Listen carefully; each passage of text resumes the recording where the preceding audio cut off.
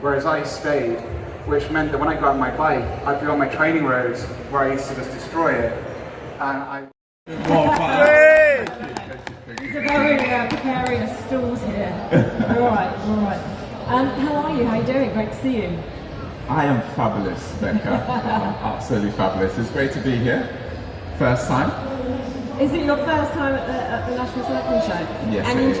Have you had a chance to be here for a little while? Have you been around the show yet? What have you made of everything? Yeah, I've been going around all the stands, checking out the different stands, different tech. You know, just nerding about and geeking around and trying out some food as well. Geeking about cycling. I absolutely love it. Let's go right back to the beginning for you. Where did your cycling journey first begin? How did it all start? That's a great question. I think my cycling journey is very similar to most people. I got into cycling in 2009, and I used to play football. So I kind of turned to cycling as a means to commute to and from work. And so 2009 I bought a mountain bike, and I just commuted in and out of work. And I remember on the Friday I'd have to take the day off because I'd get tired, and my commute was only about 6 miles, 12 miles round trip. So it gives you an idea of where I started from. That's interesting, and because I was going to say what was the distance, because actually I always find when I commute on a mountain bike it is so much harder, isn't it, than being on a motorbike. I was just unfit. I'm coming up with your excuses here. Not that you need excuses, but it's interesting that was your starting point compared to where you are now. And what did you make of the sport? At that point, was it literally just your own thing in your bubble doing your commute, or were you aware of the wider sport and getting into it? I pretty much didn't know anything about cycling. I didn't know what the Tour de France was. I didn't know about the Giro d'Italia. I didn't know about monuments, all of this stuff. I was just like, it's just cycling to me. So, you know, I was in baggy shorts, t-shirts, and that's just how it was in 2009 for me. And where did it go from there? Was it a case of going, do you know what, I could maybe be like slightly more comfortable on the bike? Like, when did you start to make that transition? Great question. Can everyone hear me, by the way? All right. We've got a lot of like rad jumping sound going on. So I really caught the cycling bug in 2011. A few colleagues of mine, at the time I was a civil servant, and some friends of mine were like, hey Manny, do you want to ride your bike with us from London to Copenhagen? And I was like, what? Hang on, what did you say? What did you say? Right, from London to Denmark, like, it just seemed insane. But somehow they coerced me into doing it. I managed to do it, and we got to Denmark. I think it was like 11 days. So day one we had our sort of routes plotted out. Day one, like London to Dover, then caught the ferry over to Dunkirk, sleep in a hostel, and then wake up the next morning, cycle again to the next place. All I know is when I got to Denmark, I lost a lot of weight, and my bum was hurting me. You know, at the time, I literally didn't know what to do with bib shorts. So, you know, when you got their straps, right? The bibs. Yeah, the bibs. Like, I was going to take scissors to it at one point because I did not know what they did. So were you just essentially wearing the one out the bib on the bib there? Yeah, I was just wearing my shorts and the bibs were hanging out, and I had my football top on. I was just wearing my football jersey, and the bibs bit was just hanging there because I didn't have a clue what to do with it. We were laughing, but you don't know this stuff when you first get into cycling. Yeah. Do you? Can you break that ride down a little bit more for us? What do the distances each day look like? How big was it compared to what you've been doing previously? Like I said previously, it was just a 12-mile ride to and from work overall, and now that then shifted to 70 miles, 100k, between 70 to 100 miles each day, as we made that sort of 10-day, 11-day journey to from London to Dunkirk. And it was for a good cause. We raised £2,000 for children's charity, Rathbone and Healthy Hospices. So So that's really good for that. But yeah, my arse was hurting me so badly. I never wanted to see a bike again. We caught the ferry from Denmark to Harwich. So I was thankful for that. But I remember telling myself, I'm never going to get on a bike again for another 6 months. But after 3 months, I kind of missed the feeling. So then I started looking at cycling clubs. I was going to say, how did we get here today? Because it sounds like you were out the sport then, like never again, never again. What did you learn on that trip to Copenhagen? Apart from where your bibs go. I learned that cycling was just is incredible. You know, just riding around in the countryside, getting that fresh air, free roaming. It just, there's an adventure to cycling that I feel like for anyone that really falls in love with it and is passionate about it. And what I mean by that is I don't mean people that sometimes people get really competitive and then they lose the mojo, the love for cycling. Yeah. But if you find a happy medium, cycling is something that you can do, you know, all the way up until retirement, like pension. You can do it for however long you wanted to do it for. At BCM we've got people of all different ages. And I think that's the beauty of it. And that's what I discovered from doing those sort of long but leisurely cruises.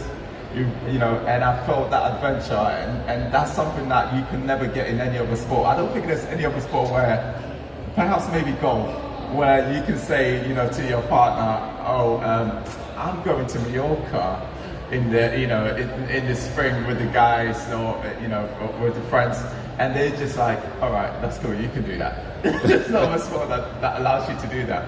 But for some reason, cycling allows you to do that. For me, it sort of just goes back to that sort of, you know, back in the day when, you know, you used to play with your friends and all of that. So it just allows you to be like a child again, to be adventurous. It's that adventure and playing, and I think that people are more and more discovering that now. Yeah. I think we've talked about this a little bit today already, about the fact that a lot of us do follow the dizzy heights of professional ranks of the sport, but actually more people are going, do you know what?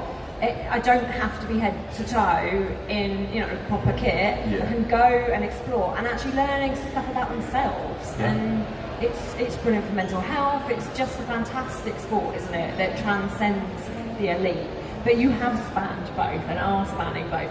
And it's something, again, our other guests have said. So Chris Hoy, Dean Downing, Ross Downing, earlier on, saying that they kept that sense of fun, even though they were pushing themselves to race at that limit all the time. How have you found that balance and kept it fun?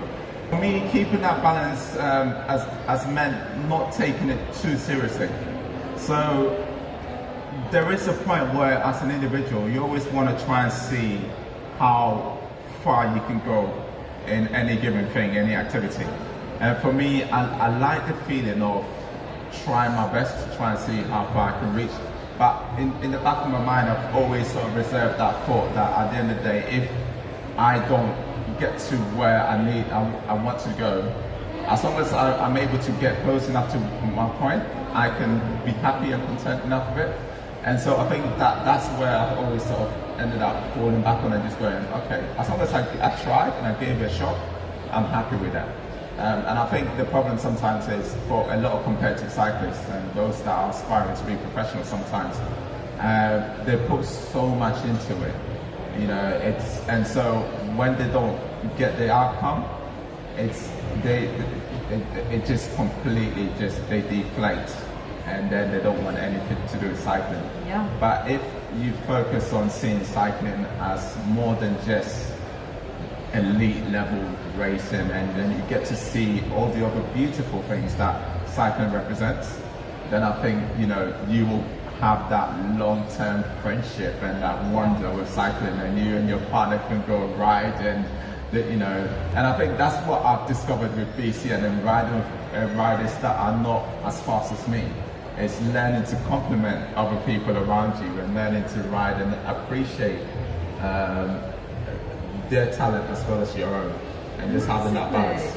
And actually being honest in conversations as well, because how many times, we'll delve into this more deeply, but how many times do you think, I'm on the limit here, I'm on the rib here, I think I'm doing all right, and somebody doesn't acknowledge how hard you're having to work, just you know, that whole comment of, oh, you know, I don't train, I just turn up with this form. I hate that narrative because it makes someone feel devalued in how hard they've worked, maybe just to get to the start of that ride, let alone even keep up. So I think we need to be careful with language to make sure people feel included.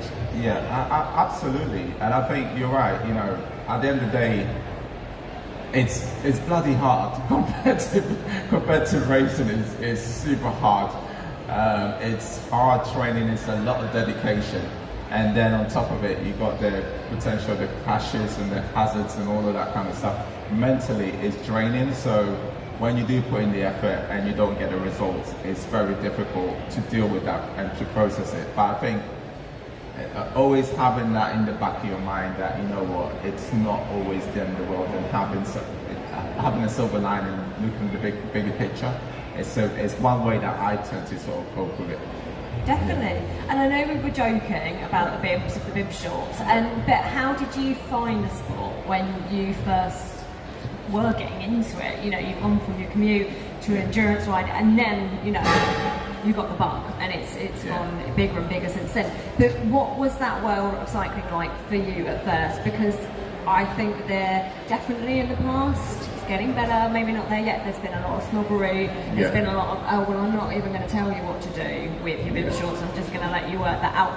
We need to be helping people. Why would they know what all this kit does if they've never done it before? I'd like to think that's changing, but how was it for you when you started?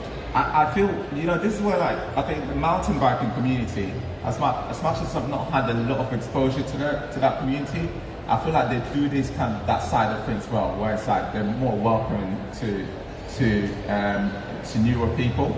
But with the road cycling community, it's a lot of snobbery. And I remember first when I sort of like around 2012, 13, I was like chasing KOMs.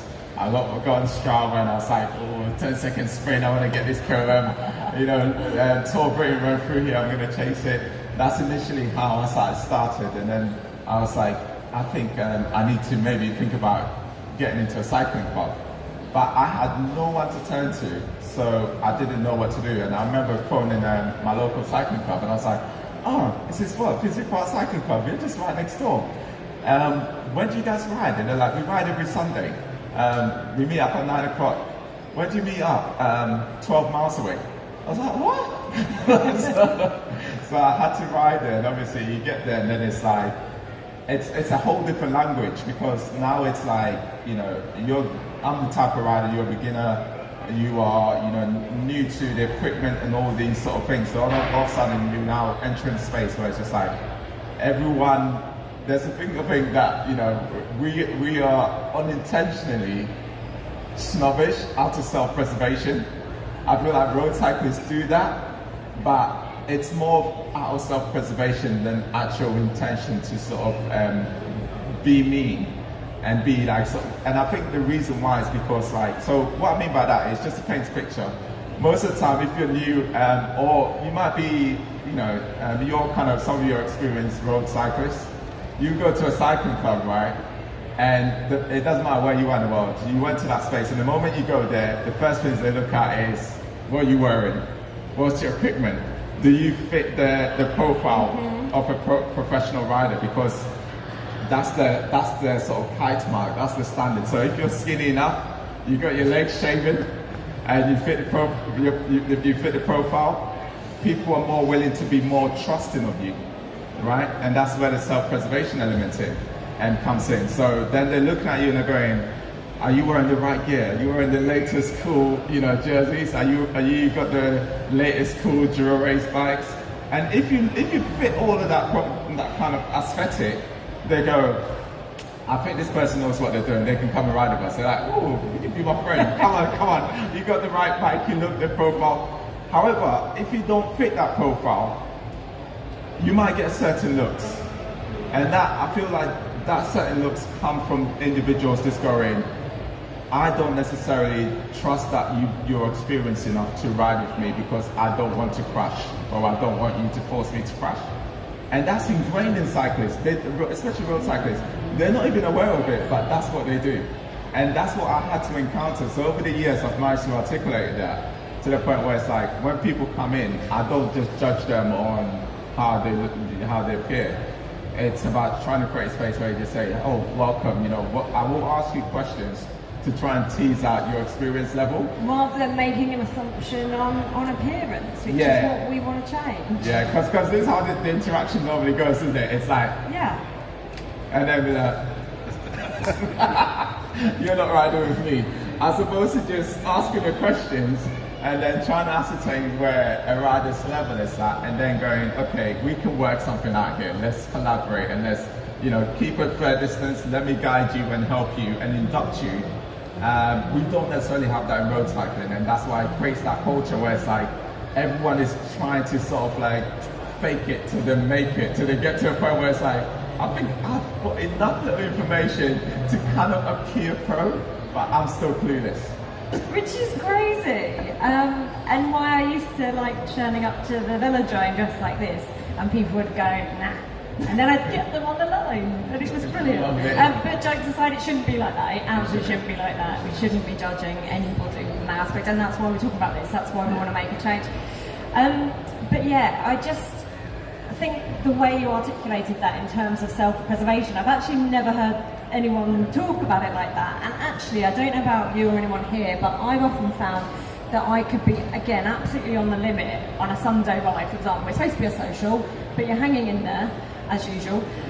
And then I would maybe be thinking for quite a long time, like, nobody's had a bar or a gel or wanted to stop, and I'm absolutely desperate. Like, I'm hanging here, we've been out for.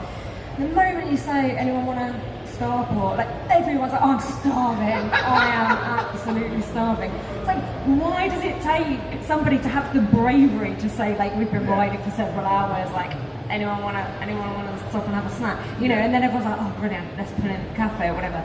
But it's, again, like all these unwritten rules that we want to unwrite, because actually everyone's thinking the same, everyone's feeling insecure, but it's a beautiful sport, we should just be enjoying it. Yeah.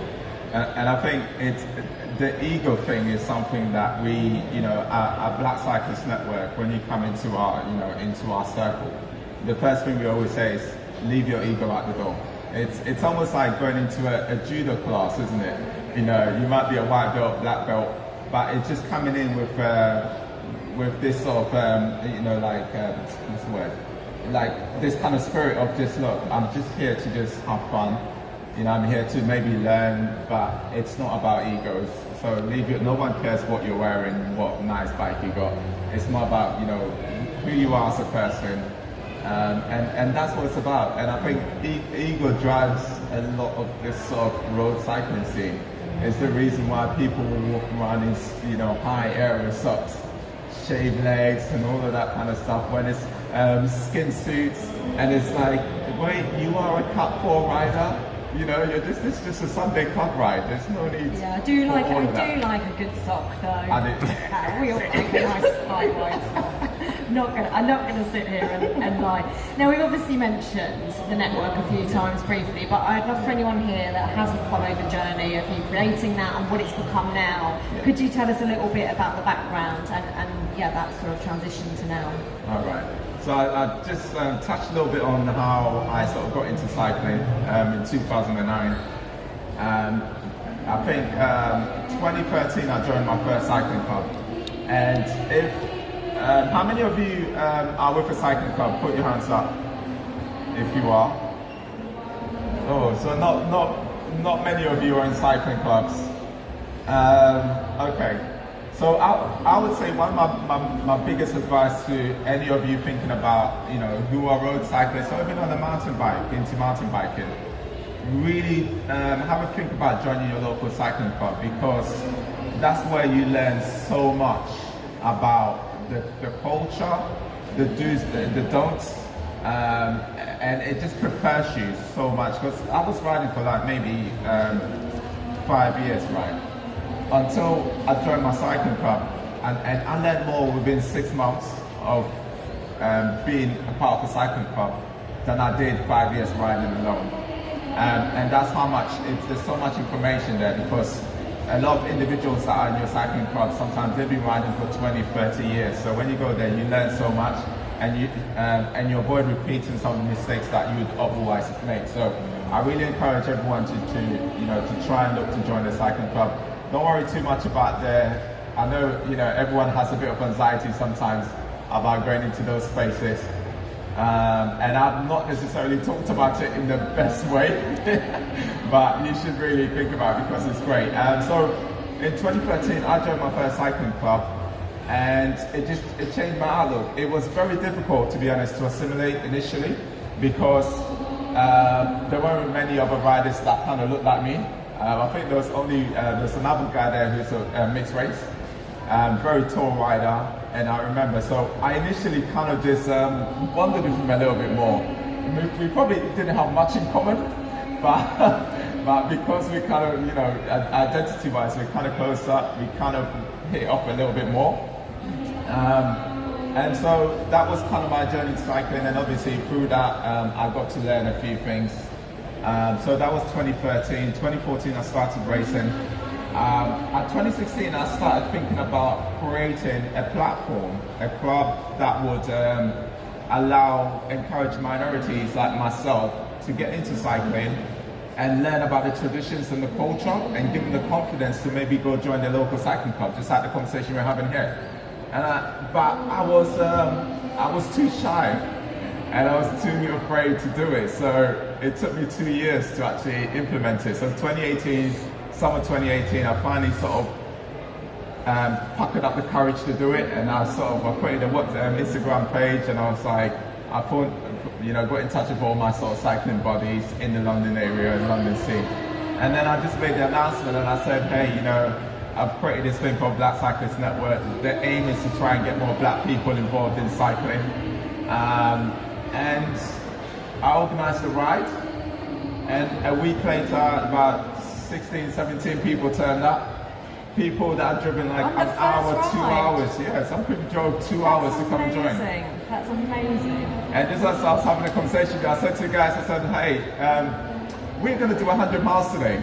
Put your hands up if you've ever done 100 miles before.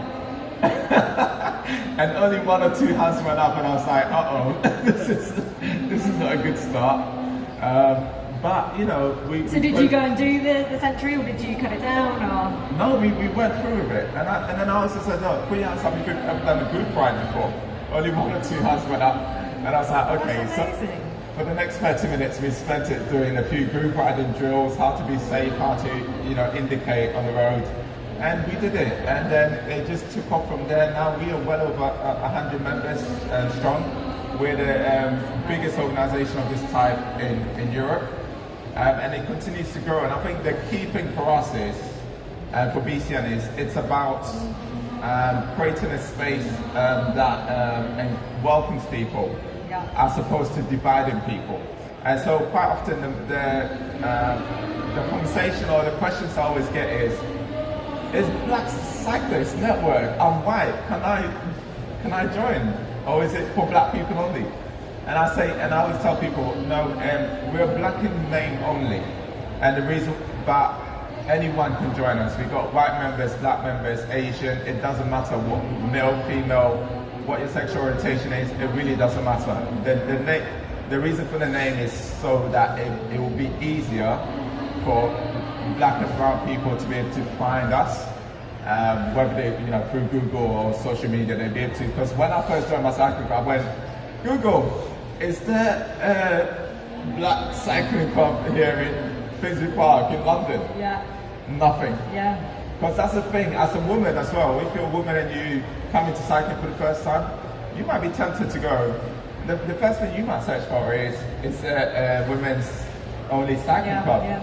Because there are other obstacles that as a woman you have to sort of deal with that as a guy we're completely oblivious to. And what I mean by that is, like, a few years ago, I organised a ride, and initially BCM was a very male-dominated space, and then we was like, how do we encourage more women to get involved? And I remember as we were trying to encourage more women to get involved, one of the ladies on me, she was like, we're doing a 70-mile ride. Is there like a stop where a toilet break, where we can have a toilet break? And I was like, I never ever thought about that. Because as guys, I mean, we pull up in the countryside somewhere, and and we let nature take its course. But if you're the only female member of a very male-dominated cycling club, at what point do you go to them guys? Like you said, Becca, like you need to stop. And that's hard in a peloton essentially of men to say I'm the only one that wants to stop for this reason. Again, you just want to stay quiet and don't want to interrupt the rhythm. And actually, I also saw some comments, not that we should be paying attention to social media comments, of course, but I saw some comments on the back of one of the recent women's UCI World Tour races, criticising the women for stopping for a comfort break because they should just do it on the bike like the men. And several comments, not just one. And this again is why we need to keep this narrative going. And I know that we've sort of started with a few of the negatives. By the way, just on that, I tried peeing on the bike. It's actually it's one of my career goals. It's to be able to pee while I'm still in motion. I've yet to complete it. It's getting worse. I've tried it a few times in Mallorca, but the last time I tried it, Not in the bunch. I was riding by myself, right, and it's like quite late. And I tried to do it, and then like this car just crept up on me. And I remember just looking back and seeing the driver sitting there going, "What are you trying to do?" And I sheepishly just went, and then pulled up to the side and just waved through. I've yet to manage it, but it's incredibly difficult, by the way. So whoever figures out women should be, it's absolutely insane. Thank you. Well said. I'm going to see you keep chatting all today. Don't apologise. Brilliant insight. Does anyone have a question for Manny before I dominate the whole session? Just stick your hand up and we'll bring a mic. Come on, don't be shy. This is a safe space. Safe space. Manny, I think what you're doing is fantastic. It's long overdue that black people were made welcome on bicycles. And I've already spoken to you. So, Hale's Own Cycling Club is Cycling Weekly Club of the Year 2022. And part of the reason being, we're very inclusive. We've got cubs from 4 years of age, and age, gender, no issue. So I've invited you and as many of your members to come to Hale's Own, to Manor Abbey, to ride on the 400 metre track. We'll do a road ride in the morning and the track in the afternoon, because we want kids in Birmingham and everybody in Birmingham to know cycling is totally inclusive, and it matters not what you are, who you are, or what you look like. So what you're doing is fantastic, and thank you very much indeed. Well said, could not agree. Thank you very much, I appreciate that. Not agree more. I'm going to take you up on the offer. And something that I was just briefly going to say, because I really want to share a little bit of your words of wisdom, your advice to people that perhaps are sat here thinking, I'm not in a club, I've never thought it was me, but I would like to maybe look at improving my skills, getting involved in a club. I think from my point of view, the biggest thing is, again, honesty. Like, if you can go onto a website or social media and see that a club ride is going to go out at X miles an hour average, and you know that's way too fast for you, you're perhaps not going to start with that. But I think it's really helpful when that information is online and you know, okay, they do have a slower route for me, or whatever you're looking for. Is that something that you do with the network, is actually share that expectation for people? I think where we're based, we're quite fortunate because we host club rides every Saturday morning in Regent's Park, London, which is like a 3K loop, right? So it's a park, it's got toilets, all of that. So for the female members, it's, if you ever need a toilet break, there's somewhere to go to, etc. You don't have to, worry about mooning other people and whatnot. But also, because it's sort of like a controlled environment, right, we're able to have beginners and really put on like a coaching session. So we ride from 8 till 10, and then we have coffee afterwards. And then every other couple of weeks, we do like what we call the Sunday Epic. So that would then be more like a traditional cycling club, where it's like we do like a 100k or sometimes 200k out into the sticks and then come back. Now the problem for a lot of cycling clubs, traditional cycling clubs, is that their kind of group rides always tend to head out into the sticks. So if you're new to cycling and you turn up and you're thinking, oh, this cycling thing, I'm not quite at that level yet, you straight away get roped into this like 100k ride. Where am I going to get left if I get dropped and all these Exactly. concerns? And if the pace is too fast, it becomes a problem. So for us, because of where we're able to sort of accommodate casual riders. So when you come through, there's going to be, we've got like 5 different groups. So our beginner group is G5, you come in maybe like 12 miles per hour. We will focus on certain skills about how to ride safely on the road, how to signal, indicate, communicate, skills, all that kind of stuff. That's our main focus. And as you move up, we start to focus more on like group riding and then speed and stuff like that. So it allows riders to, every rider's space to progressively get better. And I think we're kind of fortunate because we have that kind of environment to be able to initiate that and do that. But for a lot of cycling clubs, because they don't have that and they will go straight to 100k, 100 miles, it's very difficult for the beginners to enter. And that's why most cycling clubs, they kind of want you to already, like, they're looking for people that are kind of like the finished article. So when I asked earlier, I said, who's part of a cycling club? A few of you put your hands up. Can I ask another question? Does anyone here know their local cycling club? Know any local cycling clubs around there? Yeah, so some of you already know that there are some local cycling clubs around your area. So you're already halfway there. So I think the question that I'll say to any of you that are thinking about joining the local cycling club is to ride around a little bit and then, you know, inquire, go and join them, but go there with the expectation that you're not going to be able to do the full distance and have an escape plan. So if they're looking to do like a 3-4 hour ride, you just say to them, listen, I'm just going to do a 1 hour ride and I'm going to turn back. And then use that to progressively, you know, get to that point where it's like, oh, now I'm confident enough to do the 3 hour ride. Because what otherwise happens is that you go into it and you don't necessarily do that homework. So it's like you are completely reliant on the group to, you know, you are the group's whim. So wherever they go, you feel like you need to go and you feel like you don't have an exit strategy. And then that makes it really difficult. So if it doesn't go right, like my first ever cycling club ride, I went with the group and one fella who's also new, rather than sit behind the group, he went all the way ahead as he was trying to show off and he missed the turn. So I was like, oh, I'm a little bit fit, I'm gonna go chase him and then I went, caught him, we did a U-turn and the group had turned off and we both didn't know where the group had gone. So then, you know, this chase ensued. We did our best to try and catch the group, but in the end we didn't catch them. I completely bombed, and you know, I'd run out of energy and everything, and it taught me a massive lesson. So once you go there with that expectation, I think you're going to be fine, and then you can build on it and not let the group dictate. So go there with that confidence, and you're going to be fine. I couldn't agree more. That's such good advice to finish on. Manny, thank you so much. Of course, you're off to the World Championships representing Ghana, so we can't wait to follow your story. A huge good luck. Thank you. Put your hands together for Manny Arthur. Thank you for watching our latest vlog. Don't forget to like, share and subscribe if you want to see more content from us.